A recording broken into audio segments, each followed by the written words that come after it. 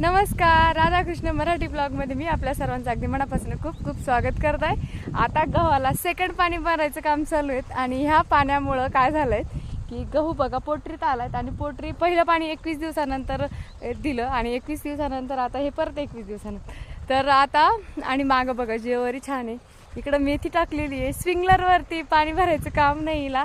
पाण्याचं नियोजन आम्ही यावर्षी खूप व्यवस्थित केलंय कारण पाण्याचं शॉर्टेज असल्यामुळं थँक गॉड एकदा मधला अवकाळी पाऊस झाला आणि आमच्या शेताला हिरवं रूप आलं बघा। सगळी कुठल्याही साईडनं बघा खूप सुंदर दिसतेत आता। आणि हे 2 महिन्यापूर्वी अवकाळी पाऊस जर झाला नसता तर आमचं शेत आणि आम्ही डाऊन। पण देवाची कृपा म्हणतात ना, माझ्या देवाला काळजी र, ते काही खोटे आहेत का? तर परत भेटूया नवीन ब्लॉग सोबत, तोपर्यंत राधे राधे।